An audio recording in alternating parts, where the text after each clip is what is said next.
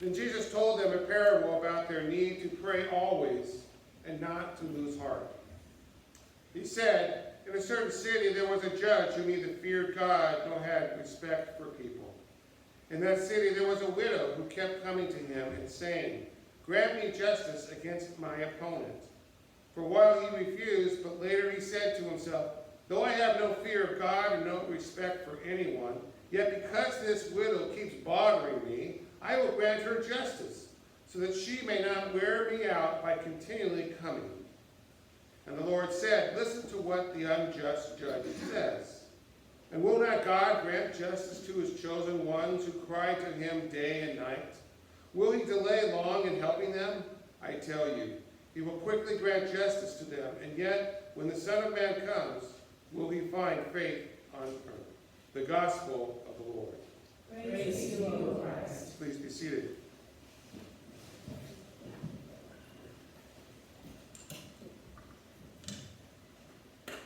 How well are we at knocking? How well do we keep knocking? I wonder how persistent are we? As people like to tell me, they say, "Pastor, you're stubborn." I say, "No, I'm not. I'm persistent." And I got to thinking about those two words, being persistent and stubborn. So I looked them up in the dictionary, and here's the definition of the two words. The first word, stubborn, is having or showing dogged determination not to change one's attitude or position on something, especially in spite of good arguments and reasons to do so.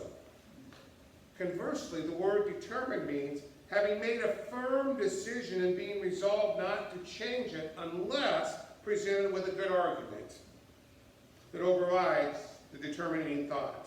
And I thought that's a pretty helpful thought about understanding determination and being stubborn. For me, that real defining factor between stubborn and being determined is that second definition, especially in spite of good arguments and reasons to do so. And I think that really helps in understanding what it means to be determined versus being stubborn. And in our gospel text, the woman who comes to the unjust judge would be what? Determined. She had a good argument, didn't she? And I got to thinking about how I make my decisions and how I use the idea of being determined in my life. And one of the things I always do is when I'm coming to make a decision is to assess the situation about the decision I'm about to make and look at the pros and the cons and the expected outcome. To know what I must do and willing to sacrifice to obtain that outcome. To know what the success will be and the failures. And to believe in myself in what I'm about to do. And to trust God, most of all, to help me make the right decision. Trusting Christ and God has always been the focus of who I've been all my life. And I think it's continued to carry on and will continue to carry on in the years ahead.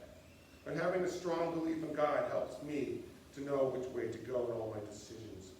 And so as I thought about that, I began to wonder, not do we have to just keep knocking, but do we know what door to knock on? Give me the next slide. In the gospel text we read this morning, the woman knew exactly where to knock, didn't she? But I wonder if we don't always know where to knock and what door to knock on. During the last few months and the housing challenges we have been faced with, I've been not sure what doors to knock on, where to knock, who to knock on. Unlike the woman in our text, Denise and I were not sure where to reach out. Do we go to the press, which we were prepared to do? Do you contact your council representatives? Do you contact your council representatives in both places, here and in the valley? And I began to wonder, what do you tell them when you email them about what's going on with the moratorium that existed? Each Sunday, we prayed and asked God, where do we go? Whom do we talk to? And I began to pray a certain prayer, and I wondered if it was the right prayer. And on the morning of October 4th, I started to pray this prayer. I said, Lord, move in our hearts and minds, and move in the hearts and minds of those involved with the moratorium in LA. And On that following day, on that Tuesday, the moratorium was lifted beginning January 31st, 2023. But I also thought in my prayer, am I being selfish? And then I started to pray for those who are owners and renters, the tenants and the landlords. And I prayed that God would guide and watch over the process, that everyone would be treated fairly. So my prayer finally went like this on the morning of October 4th. Lord, please be with the LA City Council members and move in their heart and minds, that they make the right decision in regards to the moratorium, that your wisdom and justice prevail. I'm trusting in you, Lord, in this situation. And that's the way I felt good about my prayer, trusting in God. And here we find, this is where the woman in our text was to be given in that slide, this persistent widow. In our text it writes, in a certain city there was a judge who neither feared God nor had respect for people. In that city there was a widow who kept coming to him saying, grant me justice against my opponent. For a while he refused, but later he said to himself, though I have no fear of God and no respect of anyone, yet because this widow keeps bothering me, I will grant her justice. And as I listened to those words, I loved her persistence. I loved her determination, and nothing was going to get in the way or deter her from the decision she was going to do. And I think when Jesus makes the point that the judge relented because she was a nuisance rather than fearing God and what others thought, brought the point home for me about her, that her persistence was exhausting. She didn't care what public opinion thought. She didn't care what others thought. She only cared about what she needed. And sometimes I think that's important about being persistent. We have to know what we need. When we come to God in our prayers, we have to know what we need. And I think so often, sometimes I know we just wonder what to pray. Does anybody here wonder what to pray? Is it just me? Because I know it's hard, because sometimes I don't know what to pray. I mean, that sounds really funny for a pastor that doesn't know what to pray. But when you're confronted with situations you're not familiar with or you don't understand at all, sometimes you say, God, I don't know what to ask. I don't know what to ask you. I don't know what to ask of you. I know what I need, but I don't know if it's right. But I'm going to keep knocking anyway. And for the past 3 months, my wife and I have knocked on God's door with the same prayer, asking him to guide us and watch over us in this process. The process of wondering what it's going to be like when we're done here in 2 weeks and we don't have a home. And I said, Lord, just move in our tenant's heart. I can't ask you anymore, man. You got to move in our tenant's heart. She's the one that has to make the decision to do the right thing come January 31st.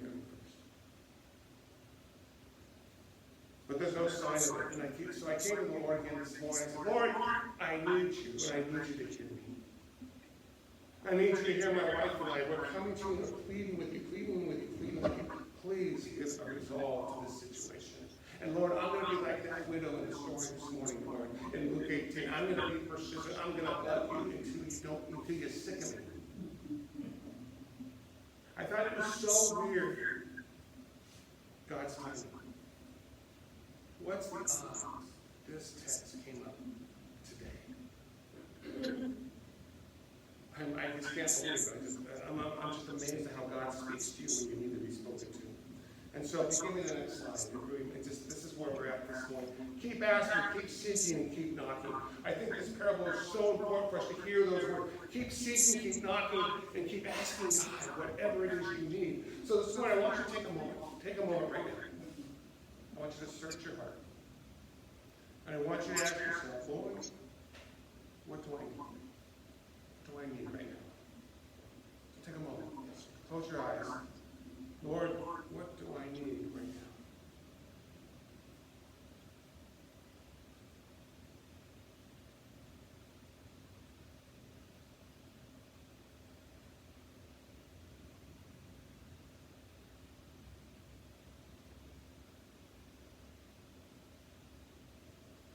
Now that you ask the Lord what you need, and maybe how the Lord is revealing what you need, now ask him to help you with whatever that need is. Help me with failure.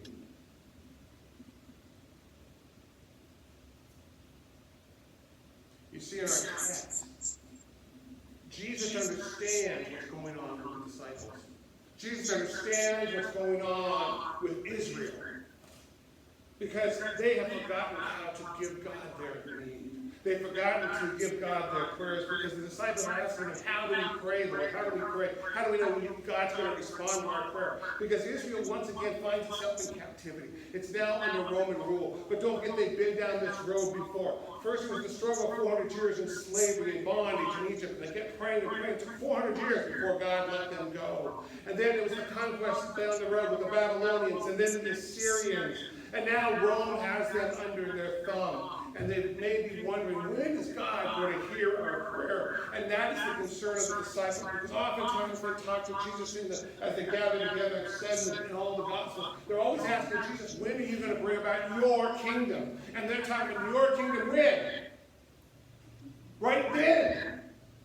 They don't want to hear Jesus in a later day, at another time, I'm going to bring about my kingdom. They wanted Jesus to bring about his kingdom now. And Jesus reminded them, you need to keep praying. You need to trust in what I've shown you. You need to trust in everything I've done for you. Trust in my words.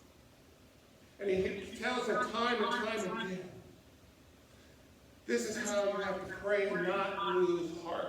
And I think that's the critical part in the life of the disciples and us. That how often we pray to God for something and we lose heart and we stop praying for what we need. We forget about what we need and we let it go. And Jesus tells us, I want you not to lose heart, because guess what? The disciples need to hear this message like we do today, and I need to hear it this morning, is the fact that we can't lose heart. Because guess what's going to happen in a few weeks in the Gospels? He's going to go to Jerusalem. Jesus is going to Jerusalem for the final time. And as Jesus goes to Jerusalem, what's going to happen when he gets to Jerusalem? He's going to get arrested.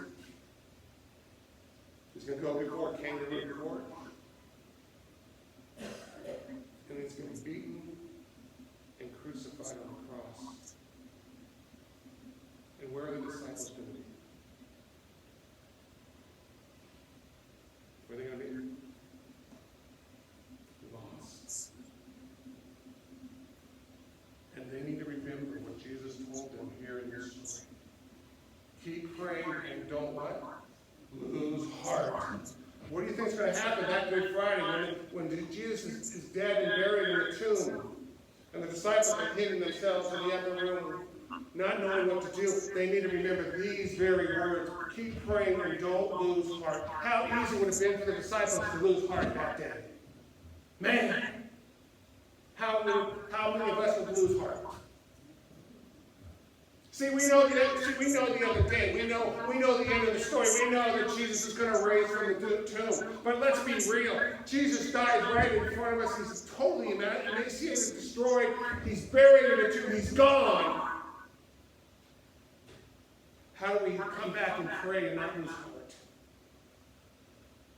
There are times in our lives when the darkness comes and the clouds come and the storms come rolling in and the thunder and the lightning flash all around, and we're not sure what to do. We begin to lose heart. We want to cover ourselves under the covers and hide. And that's when we not need to be like this. Jesus said here, stop. Do not lose heart. Keep praying. Wow. And I like what it says, this next slide, it's similar to this one we just saw, but keep asking, keep seeking, keep knocking. Keep asking, keep seeking, keep knocking. All right, how many are going to keep seeking? How many keep asking? How many keep knocking? Okay, I expect everybody to raise your hand. Let's try this again. How many are going to keep asking? How many keep seeking? How many keep knocking? Yes! You see, if we don't keep asking, we don't keep seeking, and don't keep knocking, we're not going to get to where God needs us to be. So powerful. Listen to the words of Jesus in verse 7. It says, and will not God grant justice to his chosen ones who cry out to him day and night? Will he delay long in helping them? In God's time, he will not delay. Maybe delay long. How would that we feel, right? I want God to answer my prayer when? Yesterday. Right now. But God says he will answer because he says, I will grant justice to my chosen. Now, who here is chosen? Everybody raise your hand. Jerry Lydia, come on, raise your hand. Put your hands up there. Come on, Jerry Lydia. All right. We're all chosen. And God says, I will grant you justice as my chosen people. So all of God's chosen people, God will grant him justice. And in God's timing, not our timing. We forget God is always on time, yet it's not always in our timing. And that's why I have to remind myself day in and day out that it's on God's timing and how God's going to respond. God's going to respond in a way that is right on time and in the right way. Not my way. That's what the widow does in our story. This is what the widow does. She keeps knocking and knocking and knocking, driving the judge nuts. But it's a reminder, don't stop knocking, don't stop asking, don't stop seeking from God. And God will sink his time perfectly. God hears our prayers. And sometimes it's hard to know that God hears our prayers. That God will grant justice. And sometimes, even the final slide, it seems like God's door is closed. That he's not hearing us. He's not responding to our needs. But he is. Jesus promises that he's going to answer our needs, our prayers. And he's trying to tell us, be patient and wait on me. I am the Lord your God who created you. I am the Lord God who set the world in motion. I am the Lord God who takes care of everything. And you know, it's really important for us to remind ourselves, even when the door seems closed, we have to remember to keep asking, to keep seeking, and keep knocking. Because God's there. He hears our prayer. He just responds in his time, in his will, what's best for us. We don't always know how many of us know what's best for us. We don't really, do we? We think we do, especially as adults. We think we know what's best for us. But God knows what's best for us, and God's coming on time, and what's best for us, he'll respond. And God does that in unique ways. And so as we leave here this morning, I just want you to remember to never stop asking, never stop seeking, and never stop knocking on God's door. Because God's going to respond and meet your needs when God needs to meet your needs. And God is always on time. And God is always there. And all of God's people said. Rise as we're able to sing. We fall